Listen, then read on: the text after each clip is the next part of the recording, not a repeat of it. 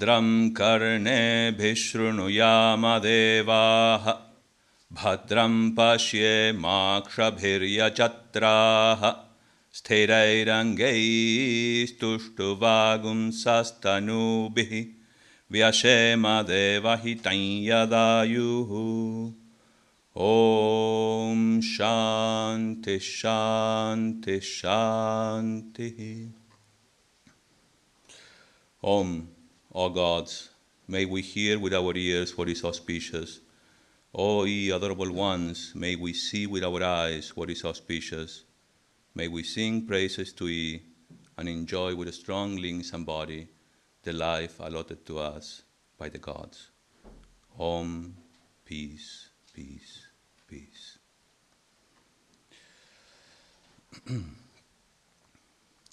The ever-changing reality in the midst of which we live should awaken us to the possibility of an uninterrupted dialogue with God. The ever-changing reality in the midst of which we live should awaken us to the possibility of an uninterrupted dialogue with God. By this, I do not mean continuous talk or frivolously conversational form of affective prayer, which is sometimes cultivated in monastery or convents, but a dialogue of love and choice. Thomas Merton. To thine own self be true. That is Shakespeare. Good morning, everyone. Good morning. Welcome to Ramakrishna Monastery. Beautiful day. Today we have a very special topic. I hope, well, I can see your faces. It's very attractive. The name is Change and Authenticity in a Spiritual Life. Change and authenticity in a spiritual life. There is one thing that is constant in life, and it's inevitable, and that is change. We approach to change from different angles.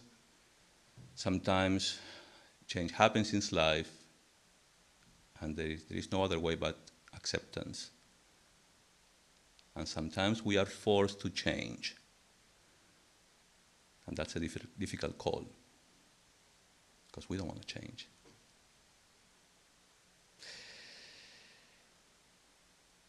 The only constant in life is change. Sometimes we are forced to change where we don't even want to change. Sometimes we are simply afraid of making the first step for change. Change is inevitable. Change is the relentless force that shapes the very fabric of our existence. It sweeps through our lives like a river, curving its course through the landscape, reshaping our realities, challenging our beliefs, and pushing us beyond our comfort zones. In the grand tapestry of life, change is the constant thread that binds us all, weaving its intricate patterns with unyielding certainty. Yet, despite its inevitability, many of us find ourselves paralyzed by fear in the face of change, clinging desperately to the familiar and resisting the unknown that lies ahead. So true, huh?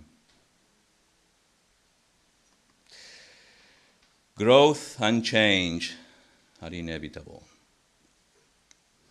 The truth is, we are all introduced to change since the moment we are born in this very world. We go through all the growth process, starting from childhood, puberty, adolescence, adulthood, and we never grow younger. When we are young, we are not looking for comforts. When we are young, what do we want? We want challenges. We want adventure, discovery. We want life. We are looking for life, and life implies change. And when we are young, we welcome change. We look forward to it. Change is fun. We look forward to becoming adults also, and do adult things. And when we reach adulthood, we are done with change. What do we want then? Comfort, safety. Is that true? We are not looking forward for adventures, for great adventures in life. We don't want to get in trouble anymore. We are done with change. But can we really say that? Life itself is change. As we become more security-oriented, the more disturbed we will be with every change that happens in our life. The essence of our mortal experience is not remain the same. Is not to remain the same.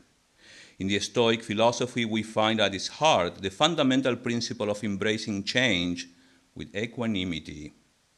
The Stoics understood that the universe is in a constant state of flux, and to resist change is to fight against the very essence of existence itself. So wise. As the great Stoic philosopher Marcus Aurelius once said, the universe is change. Our life is what our thoughts make it. In these words, we find the essence of the Stoic wisdom, that our perception of change determines its impact in our lives. The essence of physical existence is change. So if you resist change, you are resisting life. When you resist change, you must understand you are resisting the very fundamental process of life. As a result, we create unnecessary suffering. Life is a series of natural and spontaneous changes. Don't resist them. That only creates sorrow. Let reality be reality. Lao Tzu.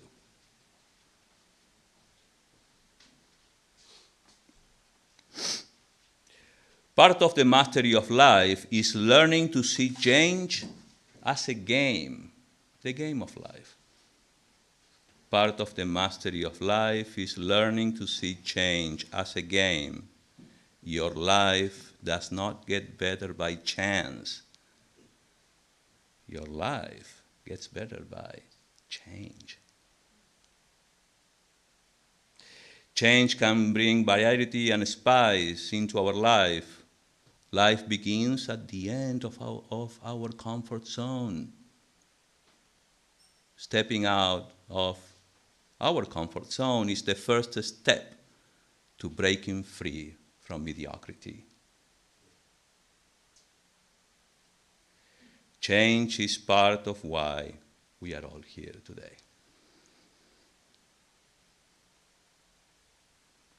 Being resistant to change can prevent you from developing spiritually. Life is an ever-evolving journey. We can experience joy by embracing rather than resisting the changes that steer us towards our spiritual destiny.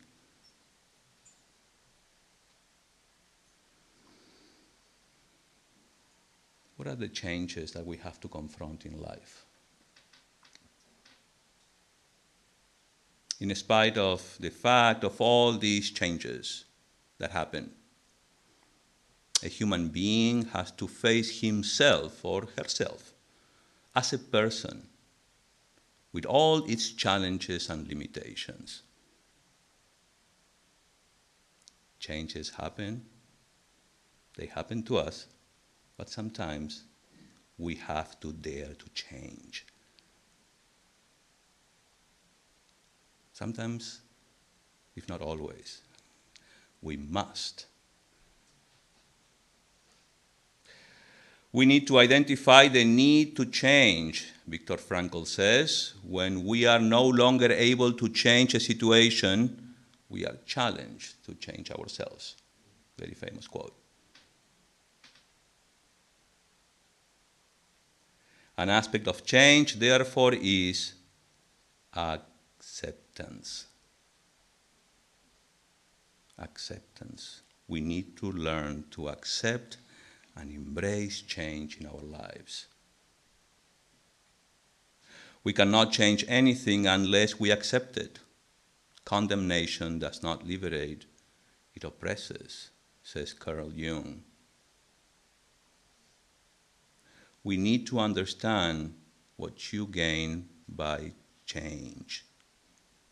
One reason people resist change is because they focus on what they have to give up instead of what they have to gain. What are the types of change that we experience in our lives? There are two. It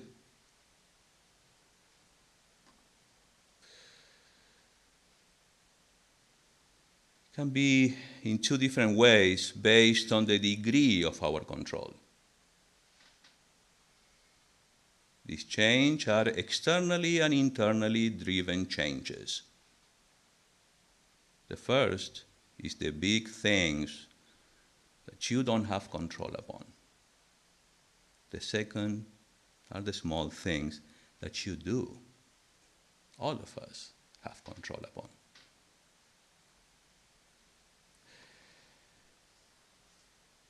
The big changes that we don't control are brought about by forces outside our control.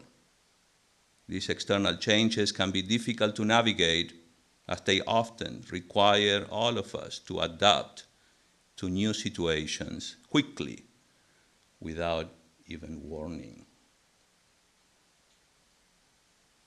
However, they can also be opportunities for growth and resilience, as they force us to relate to something higher than us in order to regain strength, leading us to develop deep faith and reliance on what we call a higher power or our idea of God.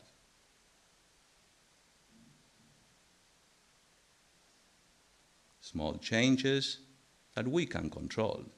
These are self-initiated changes that are often driven by the desire for personal growth, change in our personality and character.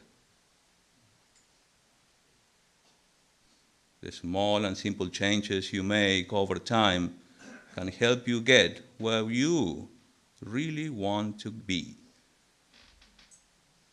The small things you do to improve, like creating new habits that you can repeat daily, can be powerful and give you spiritual momentum in your life.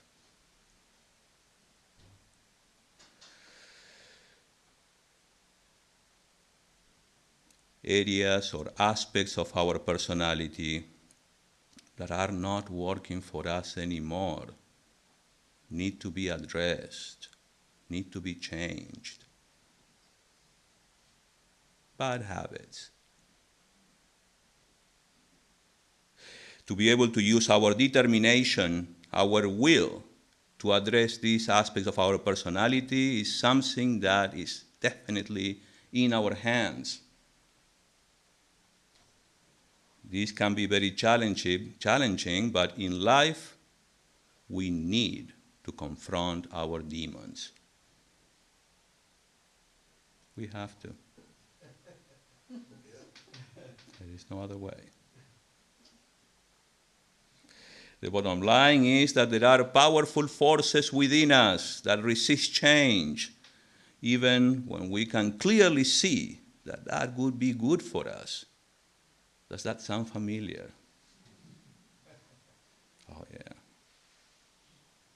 Bad habits die hard. It seems as if we have two minds, one wanting the best for us, and the other digging its heels in a desperate, often unconscious effort to hold on to the existing state of affairs. We can sometimes be our worst enemy. We find that in the scriptures.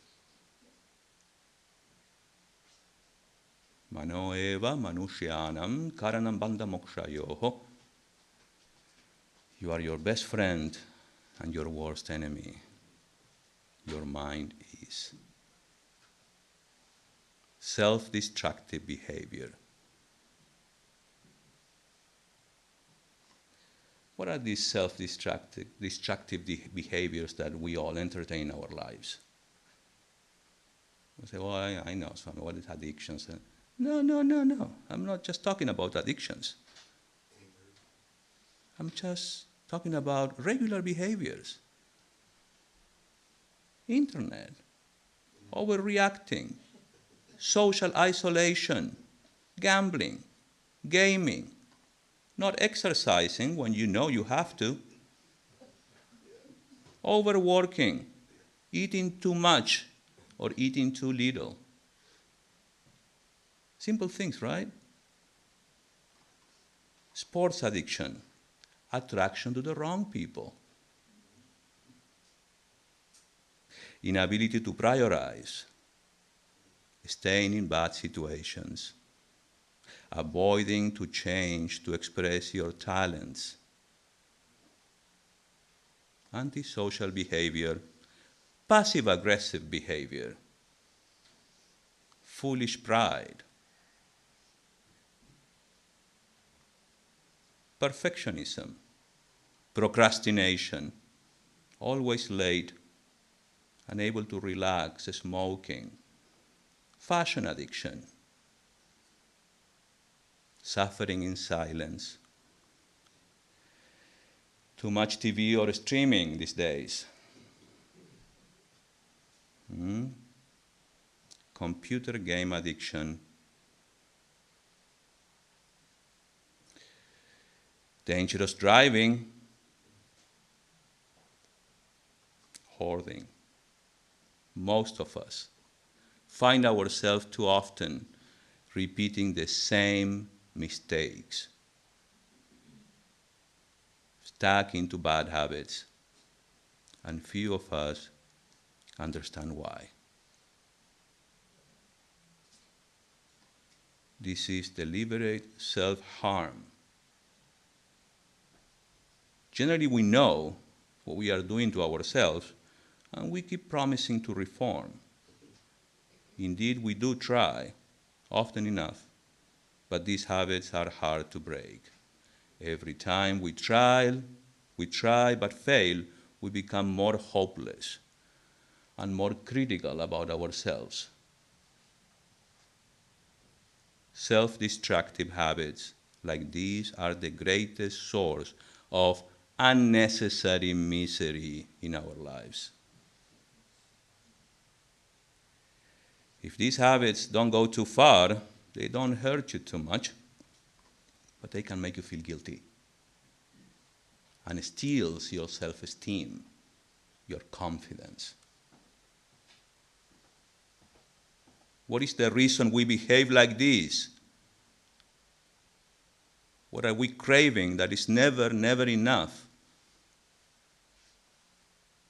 What do we want really that we go to the extent of lack of self-love and lack of self-care?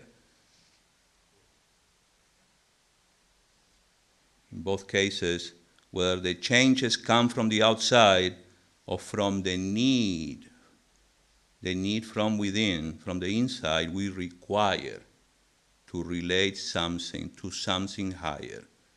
We require to relate to a higher force. In both cases. The first one, you need the strength for acceptance. In the second one, you just need some help. Help! Right? So we relate to something, some higher power. Religions introduce us to the idea of God, and we get hold on tight to that. And it's good. In both cases, where the changes come from outside or from a need from the inside, we require to relate to a higher force that will allow us to find solace, strength, and freedom. We resort to God. We resort to our willpower, supported by that what we call God. In most of our cases, it's true. For hardcore addictions, we need to relate to a higher power for help. And we are all addicted.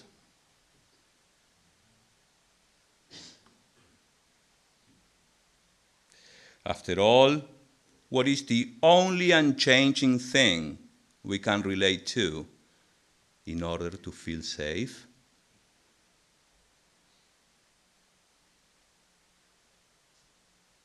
God. That is the only safe place where we can go. That will never change. It's always there, present, eternal. Despite of all the changes that come into our lives, we can find assurance in the eternal truth that we never change. We will never change. That change can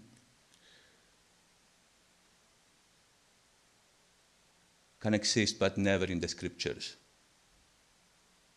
never in the teachings of saints, because these are revelations of the truth.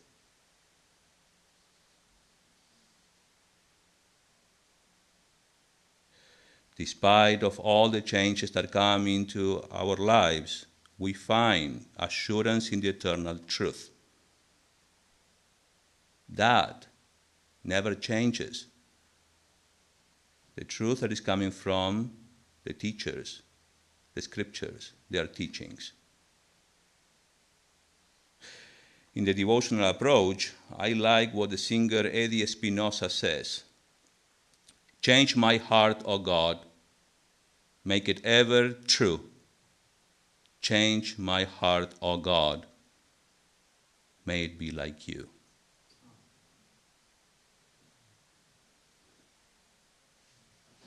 God's love for you won't change. God is ever present. Excuse me. Now, you can clearly see that we resort to the idea of God, and God is introduced through these religions.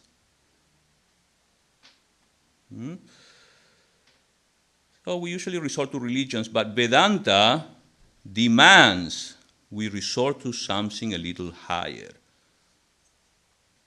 As many of you are familiar already with the Vedanta philosophy, this truth, these revelations coming from the seers, the ancient seers. It demands self-inquiry and what we call true, real spirituality. Whether our approach is dualistic or non-dualistic, resistance is futile. There is no other way but working with our limitations, our shortcomings, and our selfishness. We have to change how we perceive reality. We have to change how we perceive ourselves, how we perceive the world, how we perceive God and religion. There is a need to be authentic, real, true to ourselves and to our values, genuine, never superficial.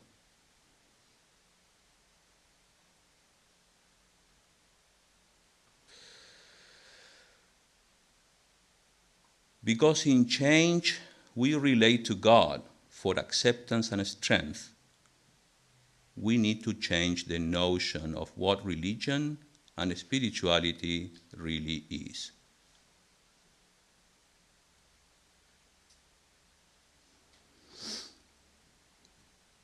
I just came back from a trip to India, and I visited a very ancient city called Kashi or Varanasi. Many of you are familiar with it. It's changed a lot, by the way, for the better. And I was visiting Kedar temple, which is a Shiva temple. And, well, the very first thing we do is just we leave our shoes somewhere safe. You never know. So as I leave my shoes, I was like, well, I hope to find you when I come back. Regardless, I went ahead and with the right attitude, the right understanding in my mind, what was going to happen, I was going to have darshan, the vision of the Lord. It's just a Shiva lingam. But what is the meaning behind? It's on me. It is true, it's been worshipped for many, many, many years. And you can even feel something. So when I go there and go around the Shiva lingam, and suddenly a beautiful garland, bright yellow, falls around my neck, but perfectly was thrown like this, and boom, it landed right here. And I was like, wow, that was good. Where did it come from? Immediately my mind goes, oh, Lord Shiva must be happy with me. Right. There must be a reason why I'm not the other fellow behind me. Why the Lord picked me? These thoughts, right, are inevitable. They come to your mind. I was like, why did it happen? And then you go like that. All of a sudden, you see the priest, the worshipper that is sitting there, extending his hand. It's like, give me money. That spoiled the whole thing. Right? I was like, why? I mean, it was it was so beautiful. I was having this vision, in my own mind. I was enjoying. But all of a sudden, okay. And then you are confronted, right? Like, should I give money or not? This was it. And then, so I took the garland. I took it with me. It was kind of awkward, right? I mean, walking with a garland, as if you are a big person. But I took it to my room and I let it sit there and observe the changes. And one night it suddenly fell on the floor. And one night, that very day, I opened my eyes and I saw a curled snake. I was like, huh. Well, I had just came back from Rishikesh. And so the concept of a snake, it's all over the place, even here. Was that real? Or I had a vision problem?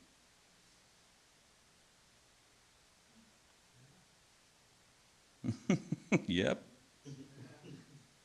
And I think we all need to understand this very well. We never seem to see what is really there, nor the whole picture. We always see what we think, what our eyes see or paint with our own colors. We only see to the extent of our knowledge. We do not see what we don't know. My I includes my wishes. My I includes my understanding about myself, of the society, of the system, of the current notions that I subscribe to, either consciously or unconsciously. The universe is change. Our life is what our thoughts make it. In other words, I am the very process of my thinking. I am the product of the society I live in. I take the values of our society for granted and immerse myself in social roles and societal games without questioning. Naturally, I am influenced by those values. The system. Therefore, we need to undergo a total change in terms of our vision about ourselves, our vision about the world, our value structure, and the various notions that are floating around us and influence us. We must perceive, cognize in the right light. This change is purely in the form of how we perceive and how we cognize. It means you see it, you see the truth of it. This is exactly the change that we all need. We need to change cognitively to understand that mere religion is not going to solve the problem. Yes, we resort to religion, but that is not enough. Vedanta demands something else. It has to be solved. It hasn't been solved, and it will never be, unless we change.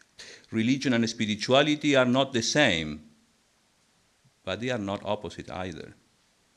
Spirituality is more about personal growth and fulfillment, self-discovery, while religion is more about following certain rules. What is expected?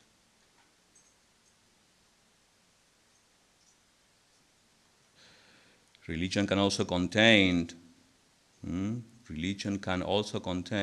undercurrent of fear, while spirituality is more self-referential and inclusive.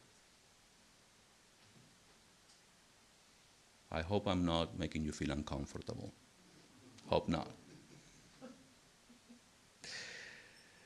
In the temple, I was asked for money.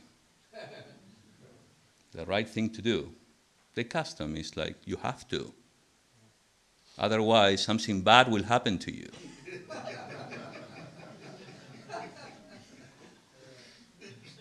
Right?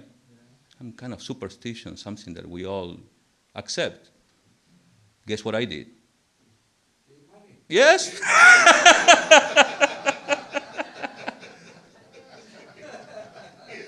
Just in case, you never know. Yes. But we need to understand why we do it.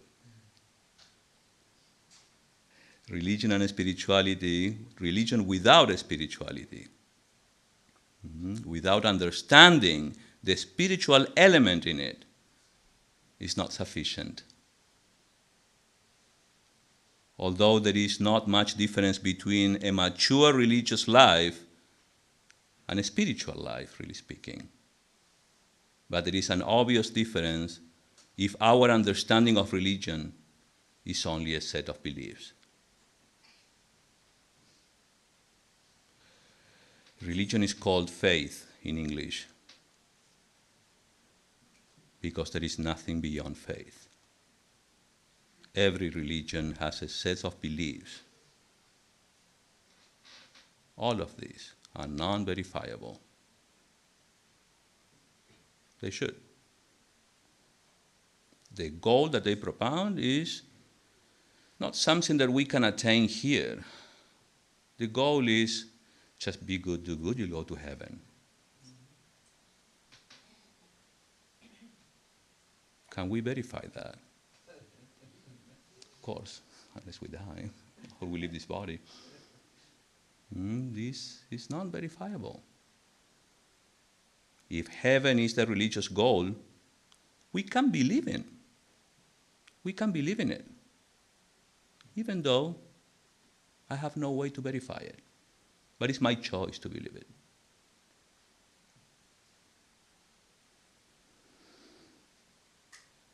The belief that we will survive death is not verifiable either, because clearly at this stage, we can't verify it. When you believe something, you have every right to believe. But your belief must be believable.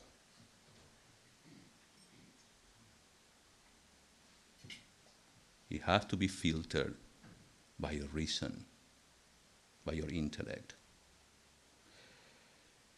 A simple religious life based on a set of beliefs has yet another belief, which is the existence of God. We need a cognitive change here as much as we need a change in understanding the concept of God. A religion or a concept of God that causes fear in any form cannot help a person grow spiritually. Most of the popular religions have a concept of God which spells fear. But in the eyes of a mother, all her children are the same. The noble one, the accomplished, the one given to crime or alcohol, they are all the same in terms of love and care. We need to change cognitively in our appreciation of what God truly is. As a human being, you are endowed with the faculty of choice and free will. We all must exercise it. We have to live intelligently. All of us have no choice but to choose. Therefore, we have to examine the various concepts available to us and choose. If fear is the reason for choice, then as long as there is fear in the heart of a human being, there cannot be a spirituality. The cause of fear is the judgmental person. A day will come when God will sit and judge you.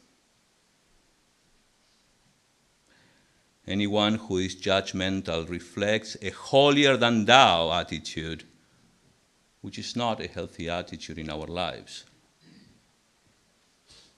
You can accept a human being with such weaknesses in character, but you cannot think of God in the same way.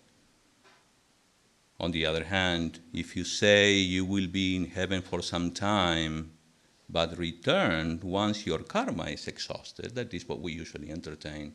Sometimes people ask me, what happens to you after death? Well, according to the scripture I go, they say that your accumulated punyam, the goodness that you've done in your life, your good deeds, it's like a bank account.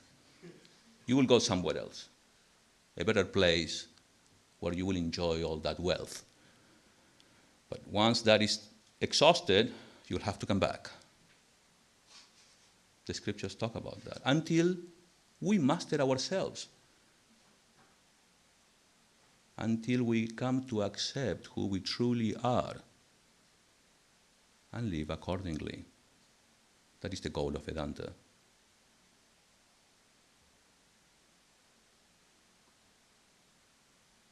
But I can accept that I will go to heaven for some time until my karma is exhausted, because it makes sense. Can't prove it, but I'm free to choose. In my case, I take it. It makes sense. There must be a reason why I'm here. And all these so-called samskaras or past impressions. Why I was so interested in Hinduism since I was a kid. The Hindus call it karma.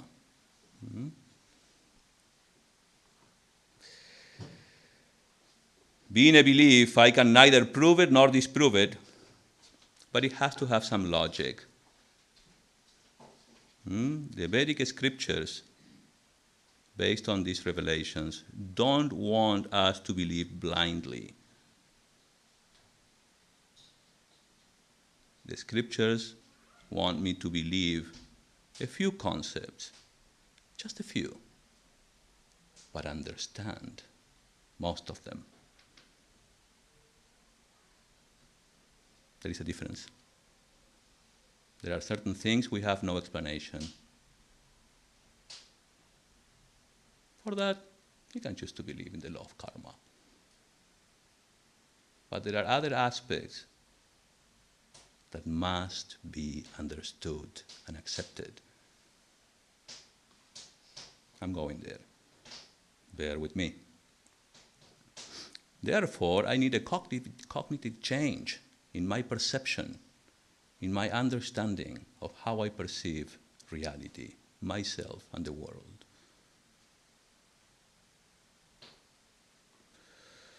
I need to know what is to be believed and what is to be understood.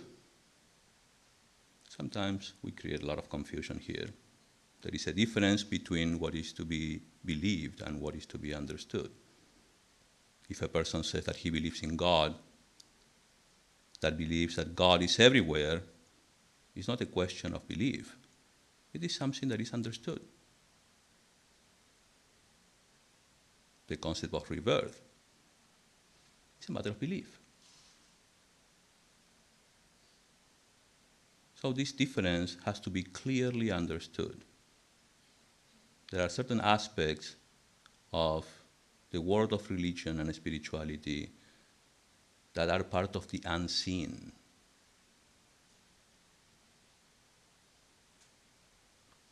Anyone who chooses to go to heaven out of fear of hell cannot be a spiritual person. At best, he can lead a religious life. A spiritual person would not be a fanatic, much less be one who is subject to fear. A spiritual person is someone who is free from fear, who can accommodate everybody, who has compassion, and who will not hurt another. A spiritual person lives a balanced life that they can live genuinely and authentically. They are true to themselves, and they are true to who they are. There cannot be a spirituality as long as there is no consideration for others' feelings. Do you feel for others? That's the test of spirituality. Vivekananda used to say, do you feel for others? A spiritual person is one who wants to get rid of fear, to get rid of the varieties of greed, selfishness, who does not blame a devil or an external force, and who is able to address his or her problems.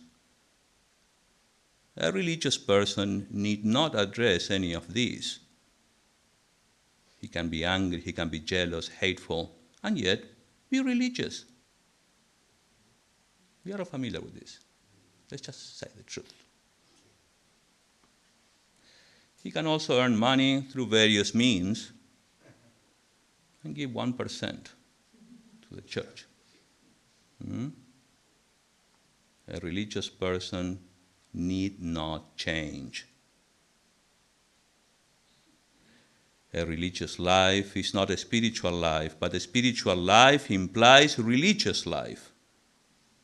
We have to understand the difference. You cannot make any headway in a spiritual life without religion. Being spiritual means you neither blame yourself nor others. You address your own problems. You dare to change. You commit to change. It is the beginning of a spiritual life.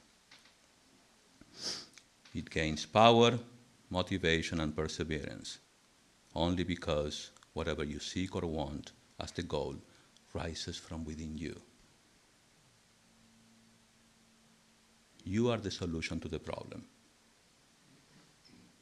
We are the problem, and we are the solution.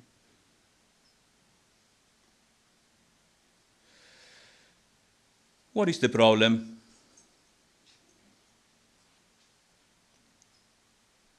The problem of a human being is facing oneself. That is our problem. There is a sense of want, a sense of limitation in all of us. It forms the basis of our struggle in life.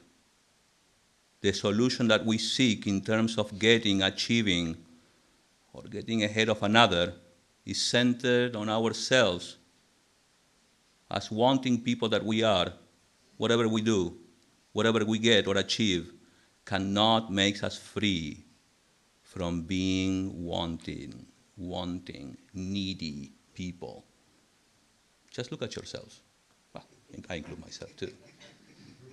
All the time. What do I need now? What do I want? What do I do now? Right? It's very natural. We have to address that. What do we want? So bad that we can't keep quiet. The freedom that you seek has to be centered on yourselves. If in reality you are a limited person, you have no solution. You will remain limited forever, but that is not true. If you identify with your body, definitely you are limited because body is subject to age, time, and place. If you identify yourself with your mind, that also is limited. Emotionally, we are also limited. Knowledge-wise, we are also limited in terms of knowledge, desires, emotions, conditions of the mind, health, height, looks, money, friendship. My God, in everything, we are wanting people. The urge to be free from that is very natural. If the urge is natural like hunger or thirst, it means there should be a means for fulfilling that urge.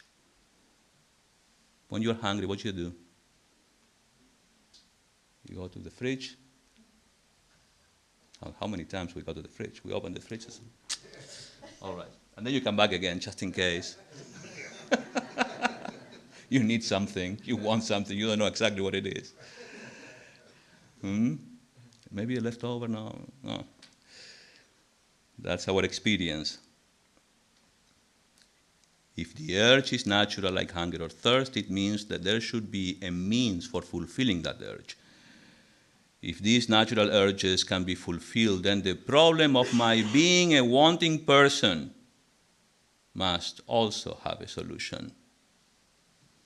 This problem is not particular to me as a person, as an individual.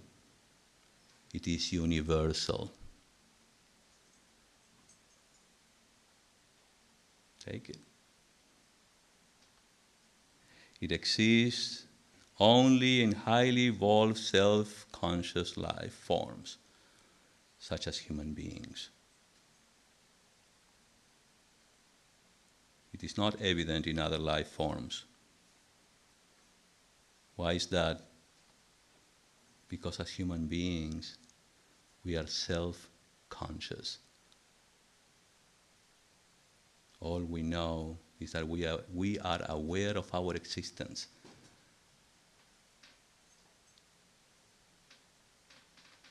Ask the dog here, Raja or Isha. Hey Isha, what do you want? Food. But ask yourself who you really are. What? Give me food.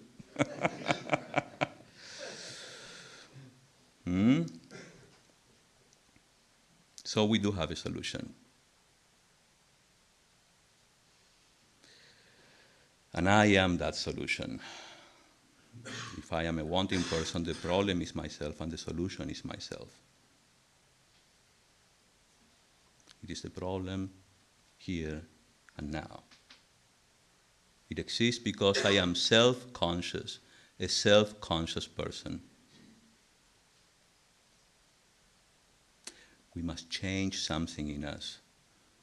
We must change the mental process of gaining knowledge and understanding through thought, experience, and sense experience as well. We must change the way we perceive the world and ourselves.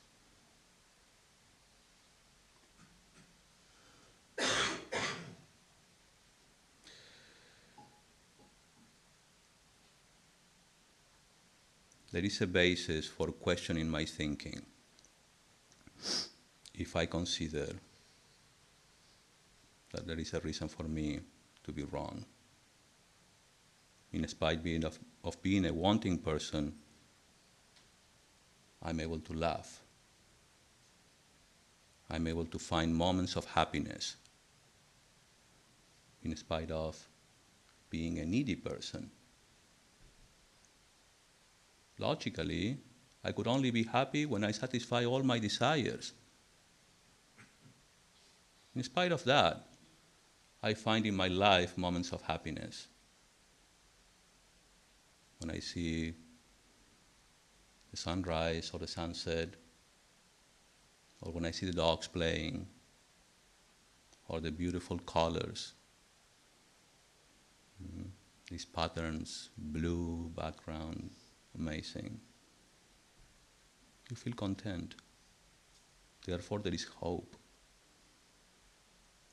Even though we all need and want all the time,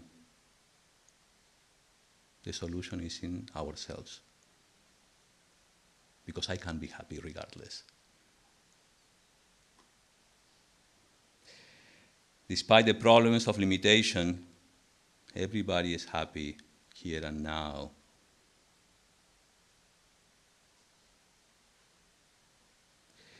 It means I can be happy without fulfilling any want. I can be happy in this very body, mind and intellect, despite my wanting.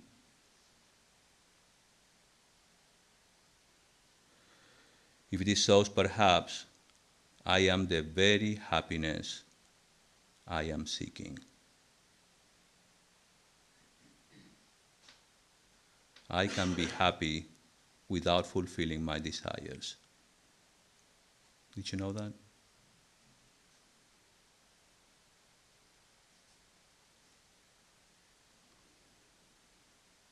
Happiness is our true nature.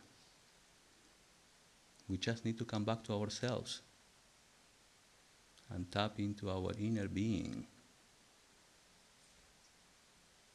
What do? We follow our thoughts. We identify with them. We become them. And we want. Of course we're going to want. There is no end for wanting.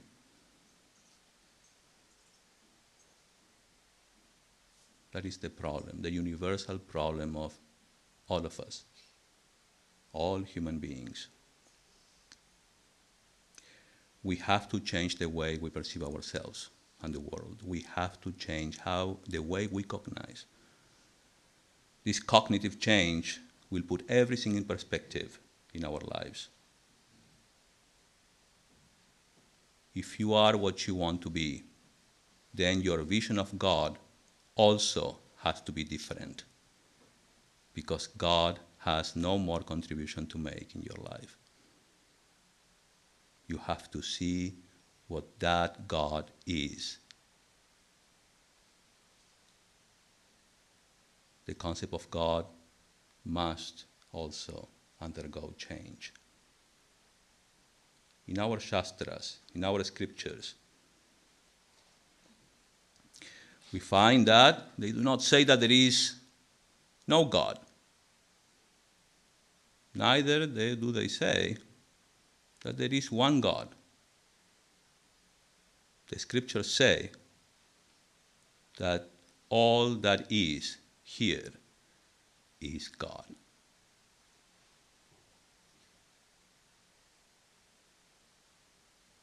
All that is around us, including ourselves, is God. Ishavāsyamidam sarvam yat kinchit jagatyam jagat. From the Ishopanishad. All this is pervaded by God. All this. This phrase reflects the idea that the universe is one complete whole that is inseparable from the idea of God. Such an understanding is like fresh air for the dying man. It gives us so much peace. All our troubles, problems are gone.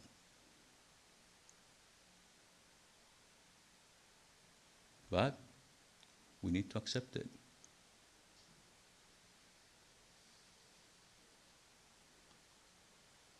It is oxygen to the thinking person because it opens up our entire vision to reality.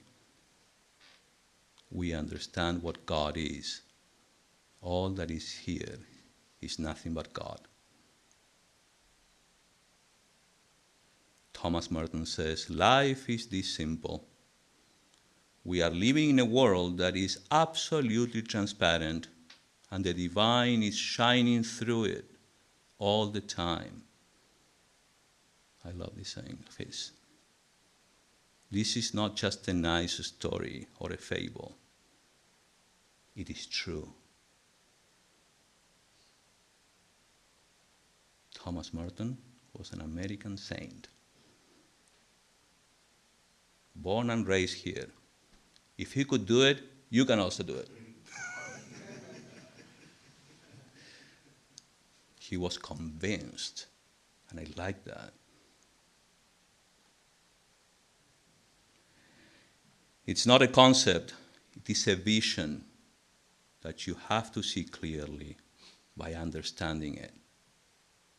In Vedanta, Vedanta means the end of knowledge. We talk about Sat. Sat is the word we use for real, true. Sat, Satya, Satyam. And each of these words indicate that which is unchanging. Nitya, pure consciousness, Chaitanyam. That is the witness, Sakshi, of all things perceived. Listen. The Sat, the real, the true, the unchanging, pure consciousness. Chit, the witness. After all, for all things to change, there must be an unchanging witness. Did you think about that? For all things to change, which is a reality, there must be something that is not changing. Who is that unchanging reality?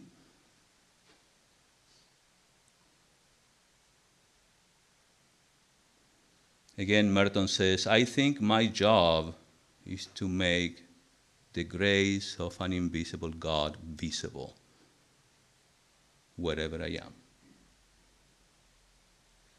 That unchanging reality is always present, even when it follows your thoughts.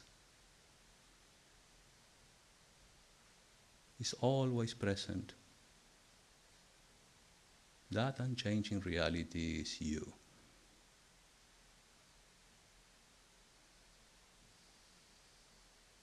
And we have to accept it.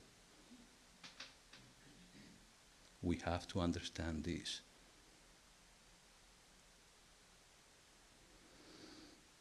We have to embrace change to become the unchanging I.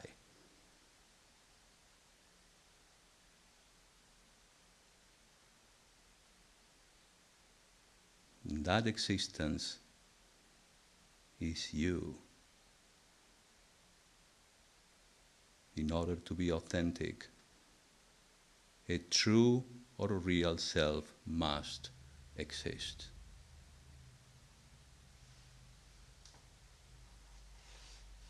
And we want to embrace change, and we want to be authentic. We must be true and real to our own selves. Thank you.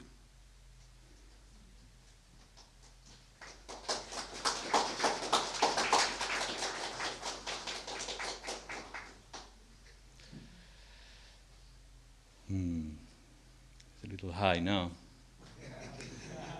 It's hard to come back. I'm very passionate about this.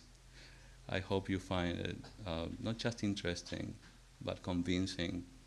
And I encourage you to practice this change, to have a new perspective about yourself and about the world.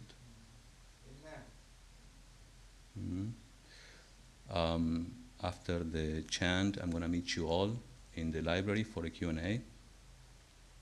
Next Sunday, Swami Dhyanayogananda will be here, and we are celebrating the 75th anniversary of Ramakrishna Monastery. So the topic is, Ananta? Ghost stories. Trabuco ghost stories. Oh. Speaking of the unseen. So please come next Sunday at 11 a.m. On Wednesdays, we are doing these scripture classes. We are presently working on the Bhagavad Gita. And we just finished chapter number 6. We'll start chapter number 7. So please come and join us on Wednesday. The monastery opens at 6 p.m. just for the shrine and the talk or the class. The grounds remain closed, including the bookstore. But you are welcome to join us at 6:30 in the shrine for Arati, which is a ceremony followed by a half-an-hour meditation every Wednesday. Thank you so much for coming, and thank you for being attentive. Om Purnamadah Purnamidam Purnat Purnamudachyate Purnasya Purnamadaya Purnamevavashishyate. Om Shanti Shanti Shanti. Om, that outer world is Purna, full of divine consciousness. This inner world is also Purna, full of divine consciousness. From Purna comes Purna. From the fullness of divine consciousness, the world is manifested. Taking Purna from Purna, Purna indeed remains, because divine consciousness is non-dual and infinite. Om, peace, peace.